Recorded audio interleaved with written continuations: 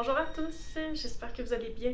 Bienvenue sur la chaîne Viola Borealis. Ça me fait plaisir de prendre le temps de venir vous jaser aujourd'hui en pleine journée de méga tempête.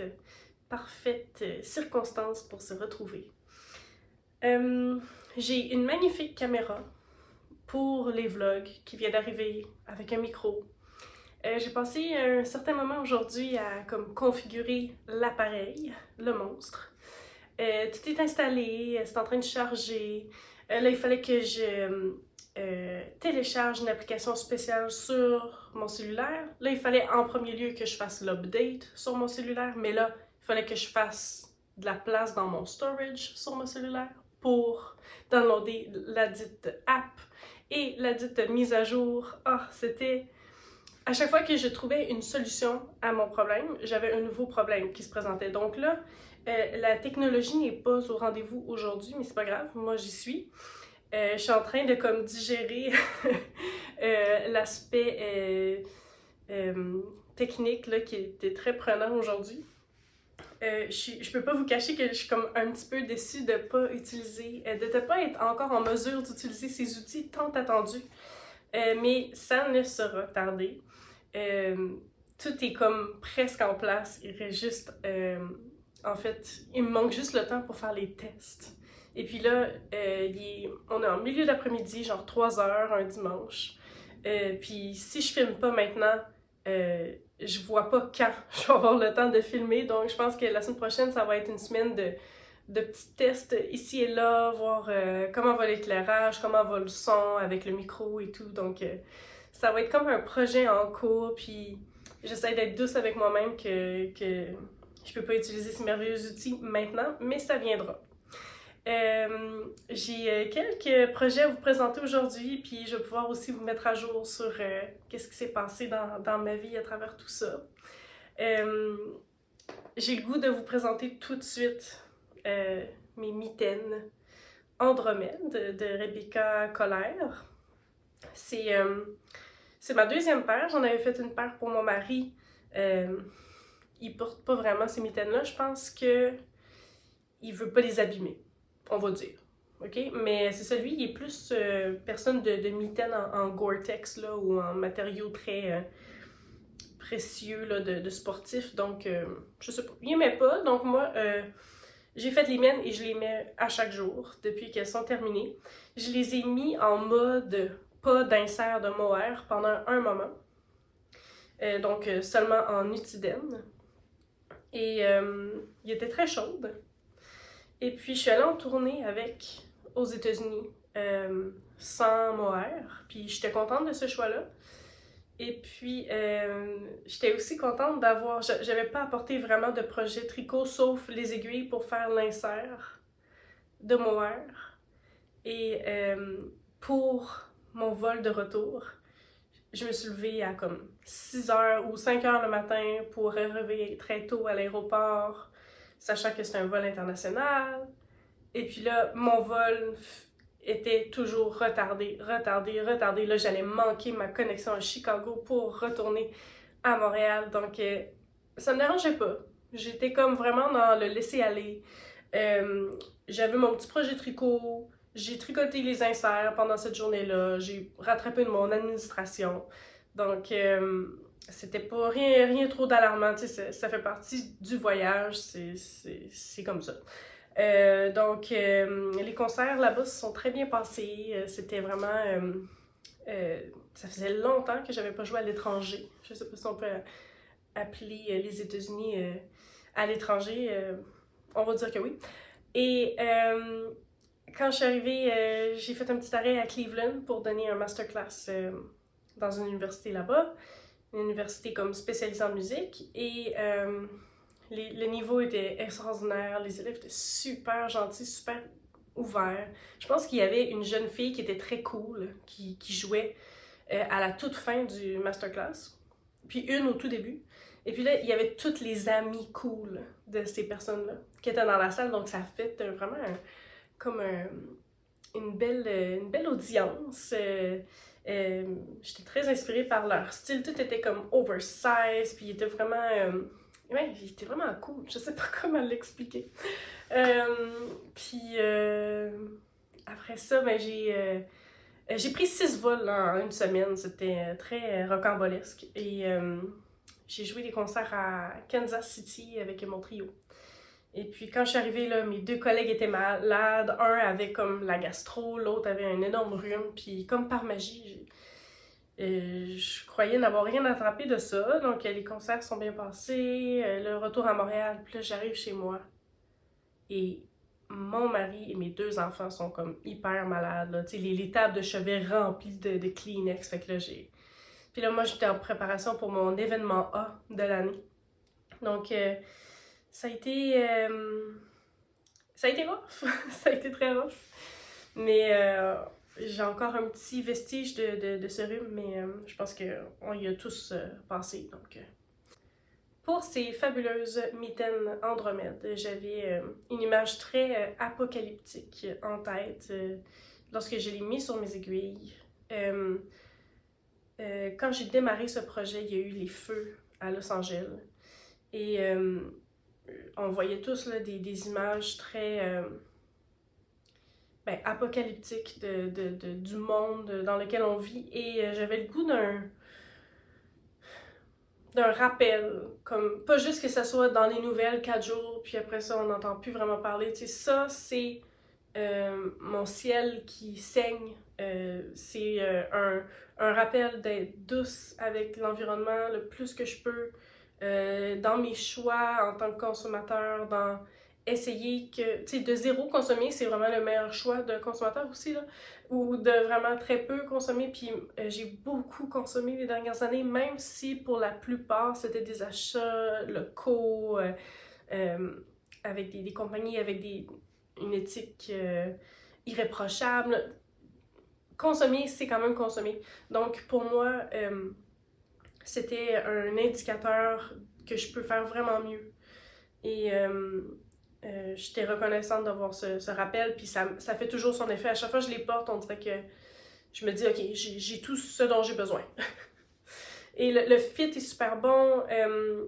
Aussi, là, j'ai fait le mohair de couleur cendrée, donc c'est pour continuer encore l'image apocalyptique.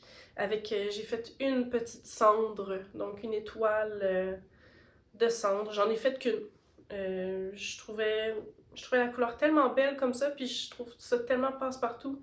Et puis ça, c'est mon petit étampe colère, voilà, tchic, approuvé par Rebecca, je l'espère, ou pas.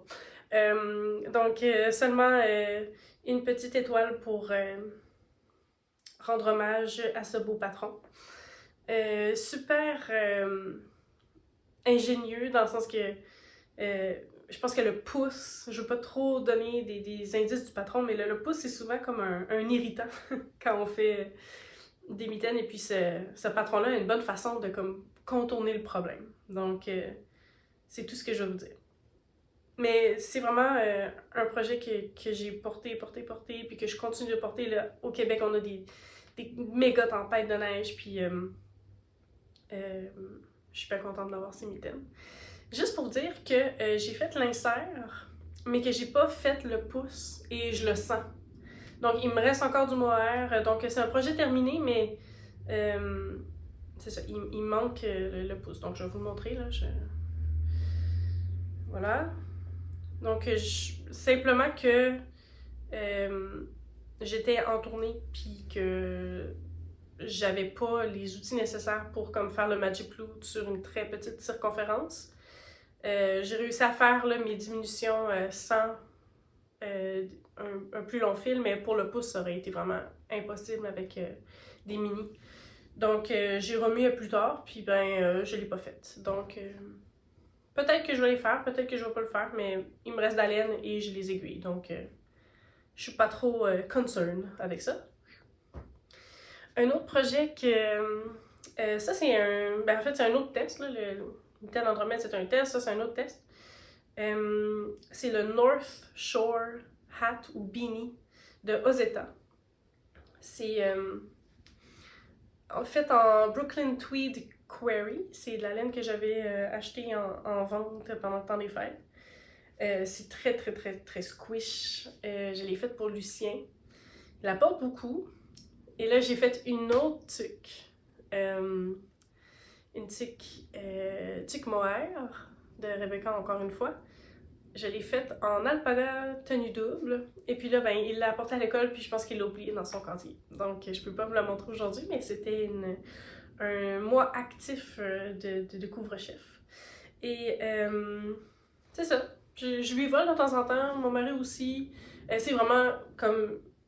C'est beau quand c'est très grand, je pense, c'est des trucs comme ça, mais il y a 4 épaisseurs pour les oreilles, donc c'est comme impossible d'avoir froid avec cette tuque en bulky. C'est le fun quand même, la shape est très très cute, là, fait que je recommande. Je recommande pas nécessairement de tester pour Rosetta, c'est un peu une expérience très impersonnelle avec un groupe Instagram qui... Moi, les groupes sur Instagram, là, je peux pas. Je suis désolée, là, je suis trop antisociable pour ça. C'est très gossant là, pour moi d'aller sur Instagram puis d'avoir des devoirs. Ça, j'aime pas ça. Pour moi, Instagram, c'est du plaisir. Donc, ça, j'ai une portion en toute transparence que j'ai moins aimée. Puis aussi, c'est quand même assez très transactionnel. Il faut quasiment comme signer un contrat. Puis, il faut dire là, oui, je le veux. Puis, oui, je vais être capable de finir à temps. Puis, oui, je vais poster des photos. Puis, oui, je vais faire ma page Ravelry. Puis, c'est comme... c'est beaucoup, pour comme tricoter une tuque. Je trouve que je comprends là, que c'est vraiment une entrepreneur et c'est quelqu'un qui est très très très productif. Puis ben j'ai pas eu comme d'offre de patron en échange ou de reconnaissance. Une fois que mon formulaire de testeuse a été envoyé, c'était comme s'il y avait rien là, de retour. Donc moi c'est pas nécessaire pour moi de tester des patrons. Je veux dire, je le fais comme pour le plaisir, fait que je pense pas comme réappliquer pour un de ces tests-là. Mais tu sais, c'était pas une mauvaise expérience non plus, c'était juste pas transcendantal, puis moi je veux juste du transcendantal dans ma vie. Donc, voilà. Projet en cours, mais j'ai avancé maintenant le chandail de Lucien. Parce que là, quand que je l'ai mesuré à plat, là, c'est flush la mesure de mon buste. Donc oui, c'est un chandail avec 0 aisance. Mais moi, j'ai pas le goût d'avoir un chandail en utidène avec 0 aisance. Peut-être en cachemire ou peut-être une fibre très très très douce. Mais ça, pour moi, les pulls plus rustiques, je veux de l'aisance, je veux être capable de mettre quelque chose en dessous. Puis c'est un festive yoke, donc c'est un chandail comme de temps des fêtes. Puis si je mange une énorme fondue, puis qu'il faut que je détache mes pantalons, puis que... Tu sais, faut qu'il y ait de la place. Là. Moi, ça me tente pas d'être skin tight dans un chandail rustique. Donc, Lucien, là, j'ai essayé, c'est fait à merveille.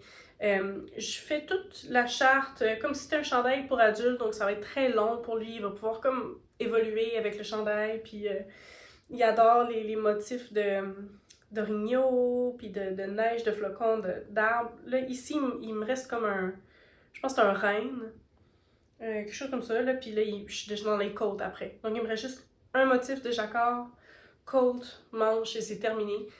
Mon but serait vraiment de le terminer en février. Donc, étant donné qu'on est encore dans les mois très hivernaux, je trouve que c'est un beau projet pour ça. Peut-être que pendant la semaine de relâche, par exemple, si on retourne en ski, ben, ça sera son chandail après-ski, puis ça, ben, c'est un bon but pour moi, là, d'essayer de le terminer pour ça. Je l'ai faite en utidène et tenue simple. Il y a eu un moment où est-ce que je me souvenais plus si c'était simple ou double. Donc, il y a eu un moment où est-ce que j'ai tricoté en tenue double. Mais je pense que ça se voit vraiment pas. J'espère que je manquerai pas de laine parce que là, j'ai comme pas pensé à ça. Mais c'est à quel point que c'est malléable la nutidène que, tu sais, avec une sorte d'aiguille que tu tricotes simple ou double, que ça change pas vraiment le gauge. En tout cas, c'est un peu mystérieux.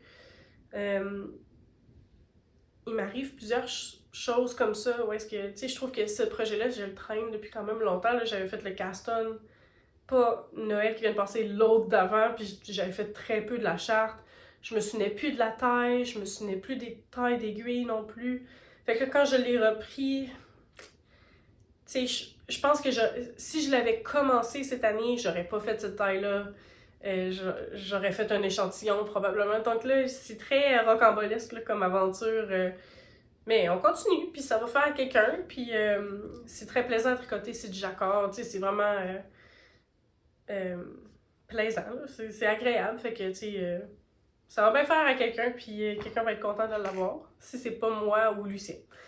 Mais c'est sûr que ça va faire à Lucien, là, ça va être vraiment cute. Et j'avais parlé la dernière fois que j'avais trouvé le chandail parfait pour mon mari. C'est dans la même fibre que la tuque de mon fils, de Lucien. Donc, c'est le Clara Sweater de Albiona.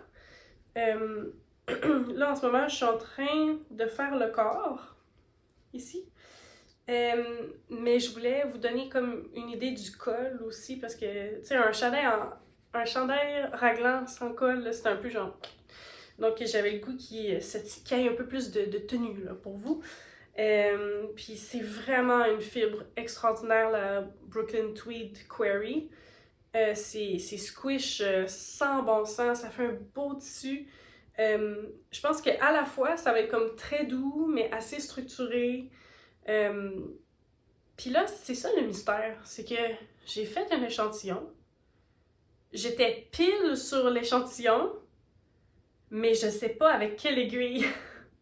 Parce que c'est pas les aiguilles indiquées dans le patron. C'est sûr parce que je les possède pas. Donc, ce que j'ai déduit, c'est que les aiguilles dans le patron, là, c'est comme... c'est des grosses aiguilles. Là. C'est comme des 13 ou US. Ouais. J'oublie là exactement c'est quoi. Mais... non, c'est des 8 mm. Exactement. Mais j'ai pas des 8 mm. Je pense que le plus gros... Non, c'est pas des 8 mm.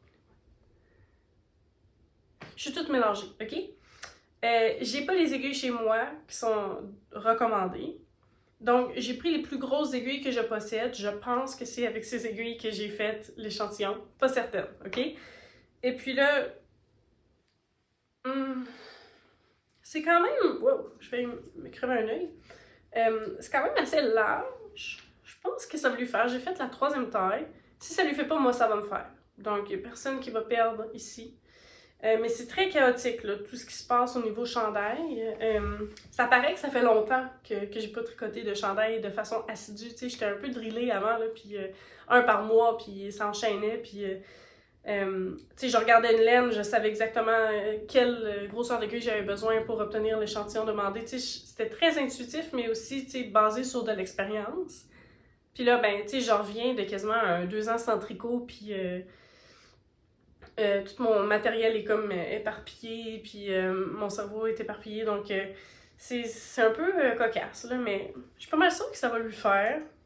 En tout cas, là, c'est sûr qu'il est rabougri aussi à cause du fil ici, mais je suis confiante, je suis confiante. Il y a eu beaucoup de podcasts qui mentionnaient, tu sais, mettons, les plus beaux films à écouter pour s'inspirer du tricot, ce genre de thème-là. Dont une podcasteuse américaine que j'adore, Breathing Yarn, et elle parlait du film The Lighthouse.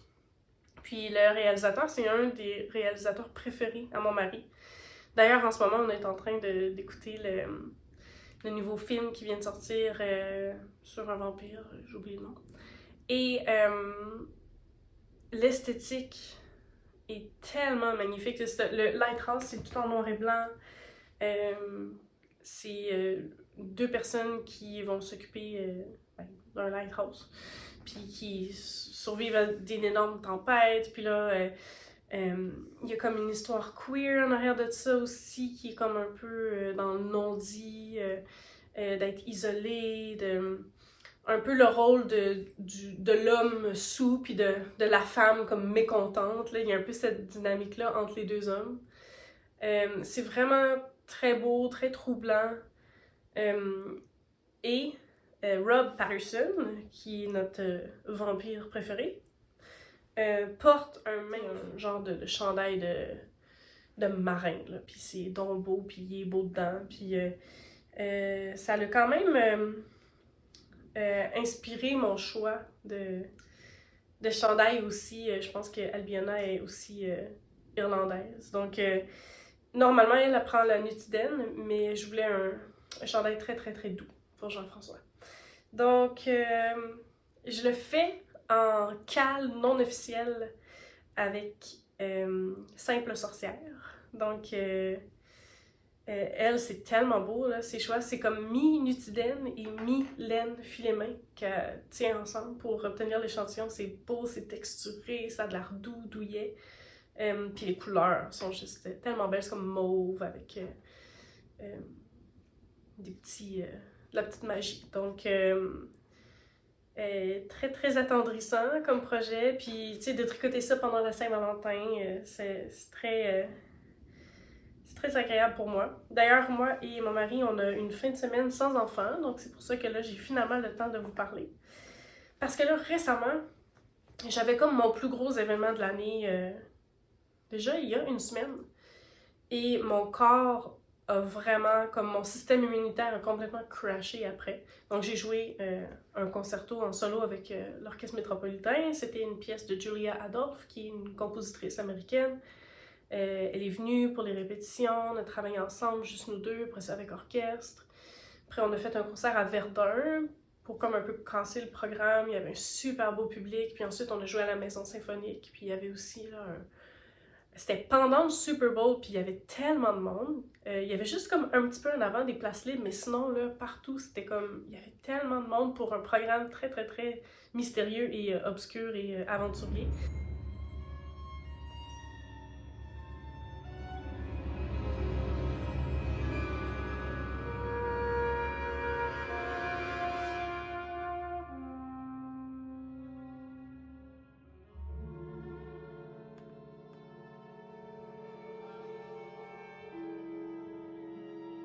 Donc, j'étais très impressionnée.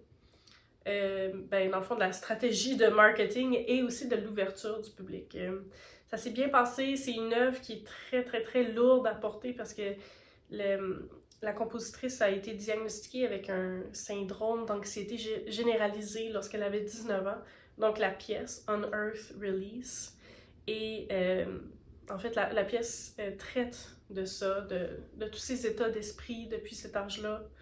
Et un peu du laisser-aller. Donc, le premier mouvement est comme super agité, vraiment en combat avec l'alto et l'orchestre. C'est vraiment comme dans l'incompréhension l'un de l'autre. Puis il y a beaucoup d'agitation, puis de tension. Et puis le deuxième mouvement est très comme à bâtir le courage nécessaire pour s'en sortir. Donc, c'est plus agile, c'est plus virtuose. On voit qu'elle gagne en confiance. Et puis le troisième mouvement est comme très dans le laisser-aller, dans l'acceptation de soi. C'est très comme en paix avec soi-même ou, tu sais, ça veut aller vers ça. Donc, moi, je suis dans cette préparation. Je voudrais, tu sais, ça fait 6 ans que ce projet-là est en branle.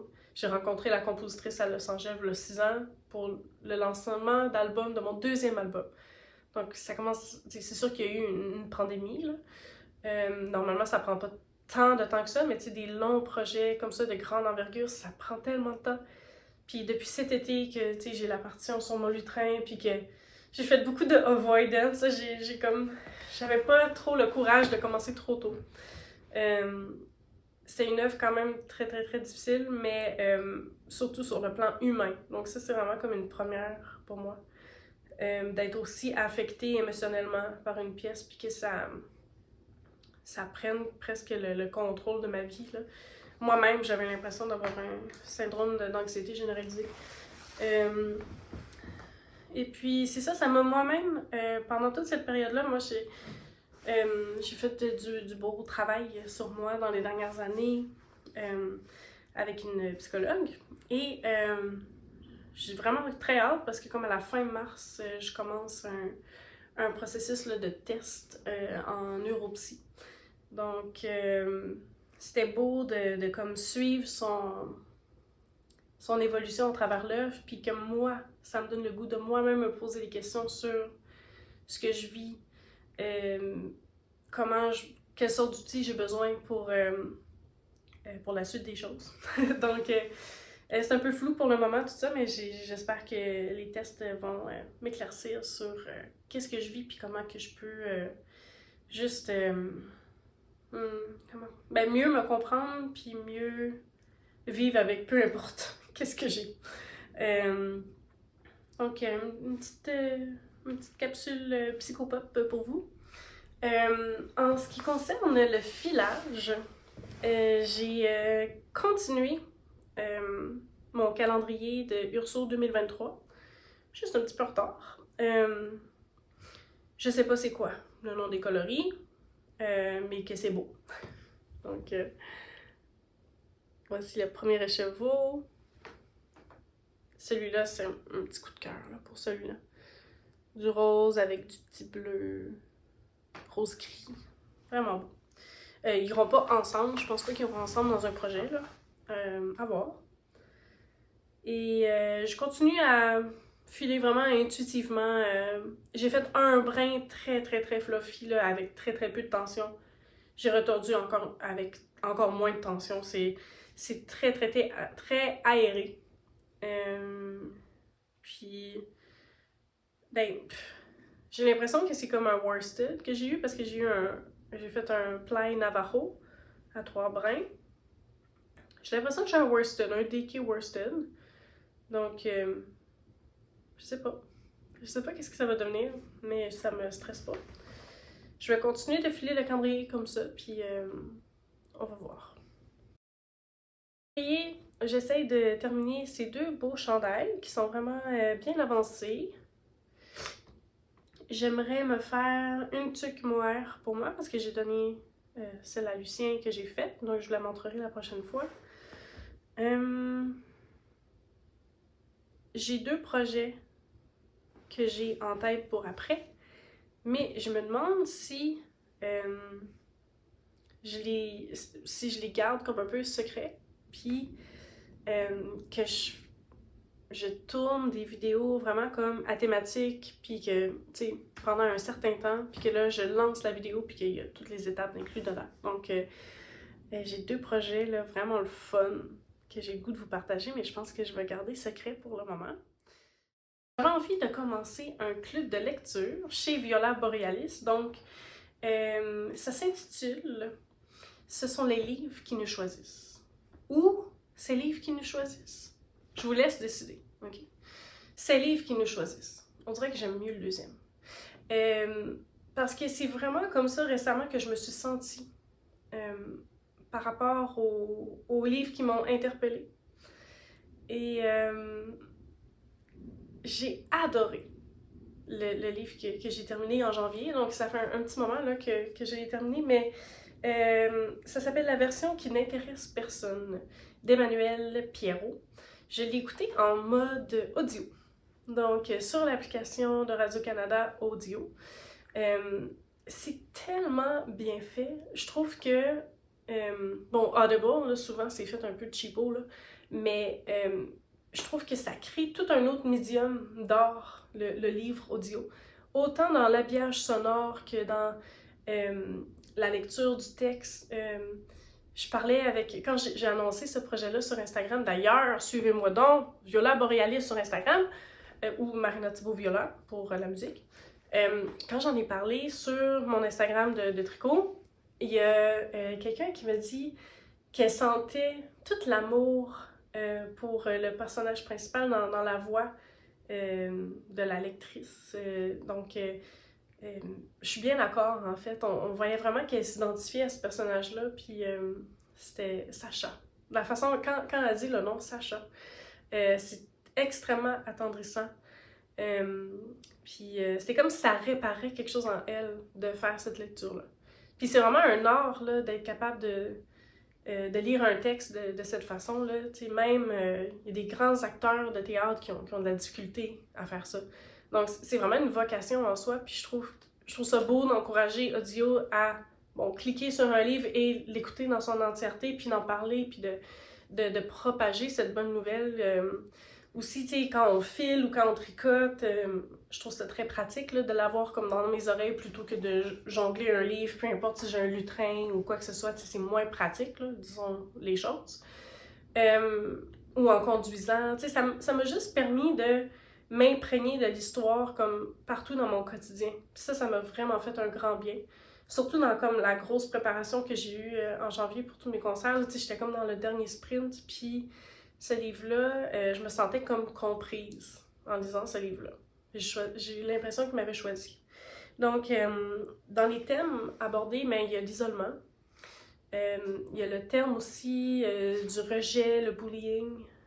Bon, aussi, traumavertissement, là, il y a aussi sujet de viol, de violence, de misogynie et de suicide. Donc, c'est un livre qui est sombre, mais c'est un livre, je pense, qui est vraiment important. Oups. Il y a comme le iPad de mon mari qui me propose des livres. Donc Siri s'est réveillée. Mon identité de genre est comme même pas claire pour moi, là, donc j'hésite à dire en tant que femme, là, je m'en fous de ça, dans le sens que je sais même pas je suis quoi. Peu importe l'identité de genre, là, d'être une femme ou de se sentir comme une femme ou d'être née femme, je trouve que ça suscite tellement, ça peut susciter tellement de peur, de se sentir en danger. Puis aussi de se sentir incomprise, par exemple, si un homme couche avec plein de femmes, ben là, ça va être glorifié dans ce roman et dans la société. Mais par contre, si une femme est comme très libre sexuellement, ben là, c'est très péjoratif, puis la femme va souvent comme être mal vue, être rejetée. Donc, c'est vraiment, tu sais, il y a un grand sentiment pour moi d'injustice quand que je suis confrontée à ça. Et je trouve que Emmanuelle Pierrot est une magnifique féministe, vraiment tout en subtilité. C'est tellement bien fait, tous les thèmes qui sont abordés par rapport à ça, par rapport à l'identité de la femme, comment elle est perçue dans la société. J'ai juste trouvé que c'était extrêmement bien fait. Tu sais, moi j'avais lu là, Femme forêt, puis toutes ces affaires-là, puis ça me gosse quand que c'est trop clairement comme dans un but féministe. Mais j'ai trouvé que dans le narratif de l'histoire, dans le projet comme artistique, c'était tellement bien inscrit que on voyait justement les injustices par rapport au sexe, puis ça donnait envie justement de faire de la place, puis d'être dans l'écoute, puis d'être indulgent, puis d'être plus dans la compréhension. Puis c'est sûr que tout le monde, on a vécu de l'isolement, tu sais, par rapport à la pandémie, mais tu sais, aussi ça peut être à cause de d'autres choses. Donc, je pense que tout le monde peut s'identifier au personnage aussi de cette façon-là. Puis, tu sais, les enjeux de santé mentale, ben, je pense que, tu sais, quand on se sent incompris, qu'on se sent rejeté, que les gens, tu sais, qu'on se fait écœurer, qu'on se fait insulter, harceler, tu sais, c'est sûr que ça peut comme causer tellement d'effets nocifs à la santé mentale, puis que ça puisse apporter à faire des gestes, tu sais, qui sont presque irréparables. Donc, ça m'a énormément touchée parce que j'ai l'impression que personne n'est à l'abri de ça. Donc, là, tu sais, je suis comme dans un balbutiement d'un club de lecture. Je sais pas trop comment procéder parce que je veux pas comme trop dévoiler de qu'est-ce qui se passe dans le livre tout d'un coup que ben là j'en parle puis que il est sur votre liste de lecture puis que vous aimeriez ça le lire. Donc ce serait vraiment le fun d'échanger dans les commentaires de comment est-ce qu'on procède. Est-ce que ça vaudrait la peine que je vous dise, mettons, comme un mois à l'avance, qu'est-ce qu'on lit? Et puis là, le mois suivant, ben, on en discute, moi, ici, puis vous, on s'échange dans les commentaires. Parce que là, moi, j'ai comme plein d'échanges avec vous, mettons, sur Instagram, dans des conversations privées. Mais là, quand je suis arrivée pour préparer ce podcast, c'était pas nécessairement facile à trouver. Donc, si c'est regroupé sous l'épisode, ben, c'est plus pratique, puis on peut y référer au besoin. Donc, comme prochain livre que je vous propose, puis là, on aura toute la marche à suivre d'ici là, c'est Prendre son souffle, de Geneviève Janel, qui est un livre qui est aussi disponible sur audio. Là, quand je vous dis là, un livre qui est venu me chercher, là, c'est un peu fou. J'ai perdu il y a quelques semaines mon cousin. Mon cousin qui est décédé de la taxie de Charlevoix. Et c'est une maladie très rare, dégénérative. Et c'est quand même... j'en parlerai pas beaucoup parce que ben, je veux aussi comme protéger la vie privée de ma famille, puis leurs blessures, puis leur deuil. Mais lorsque j'ai appris la nouvelle, je venais tout juste de finir ben, la version qui n'intéresse personne. Et donc, j'étais à la recherche sur audio d'un autre livre. Et puis, Prendre son souffle de Geneviève Janel est venu vers moi. Et là, je commence l'histoire. C'est une histoire d'amour. Tu sais, j'avais comme besoin d'une histoire d'amour pour réparer mon cœur, que j'ai eu comme vraiment un deuil. J'étais comme en choc là, de cette nouvelle-là, d'avoir perdu mon cousin jeune et qui m'a comme gardée quand j'étais petite, qui a changé mes couches. Tu sais, c'était très... j'étais vraiment triste, là. Puis je suis encore, puis les funérailles sont la semaine prochaine, donc je suis encore beaucoup là-dedans, dans mon deuil. Et puis là, un des personnages principaux est atteint de l'ataxie. Donc, c'est une maladie comme... C'est pas l'ataxie de Charlevoix, mais c'est comme une autre, là. Mais c'est le même principe, c'est une maladie dégénérative où la personne a toute sa tête, mais perd le contrôle de son corps. Donc, c'est une histoire d'amour, certes, c'est magnifique, c'est beau, c'est touchant, mais il y a un côté vraiment très sombre par rapport à cette maladie-là. Donc, je le continue de lire parce que je suis sûre que ça m'aide à comme mieux comprendre aussi comme l'entourage de mon cousin, sa blonde, ses parents. Ses parents sont mon parrain et ma marraine, donc c'est très difficile pour moi de continuer, mais je continue. Puis la narration est magnifique, c'est Karine Vanasse qui lit ce livre sur audio. Donc c'est beau, c'est vraiment de toute beauté, mais ça brise le cœur en mille miettes. Donc soyez avertis. Donc je sais pas si c'est un livre que je vais parler comme plus en profondeur dans un prochain épisode, mais sachez que c'est ce que je lis en ce moment.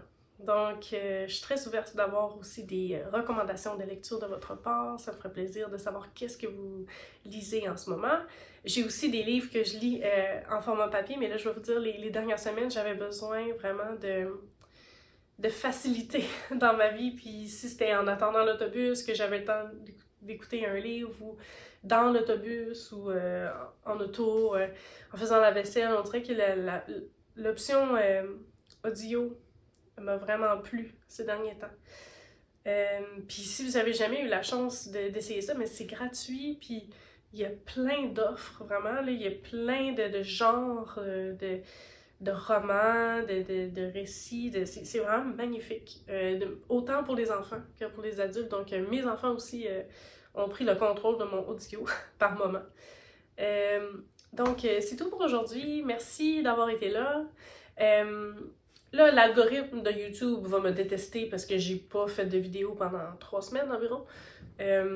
Donc là, s'il vous plaît, aimez la vidéo, partagez-la. Vous pouvez laisser un commentaire, que ce soit qu'est-ce que vous tricotez en ce moment, que ce soit qu'est-ce que vous êtes en train de lire. Là, l'emoji, là, c'est sûr que c'est un livre aujourd'hui. Et puis, ou un avion, parce que on a été en tournée. Donc, je voulais choisir votre emoji. Et je vous dirais, si jamais je suis encore absente quelques semaines et que vous vous ennuyez, ben pourquoi pas aller vous référer aux anciennes vidéos, si vous êtes nouveau ici. Autant les vidéos tricotées serrées avec Geneviève que les vidéos qui étaient en anglais pendant que j'étais à Vancouver. Et puis, je pense qu'il y a quand même beaucoup de contenu sur ma chaîne si jamais je dois prendre quelques semaines pour vous revenir. Et puis là, la prochaine fois, j'aurai un équipement de rêve dont je saurai utiliser. Donc là ça c'est... je suis très fébrile de ça. Merci pour votre écoute et on se retrouve, je ne sais pas quand, bientôt!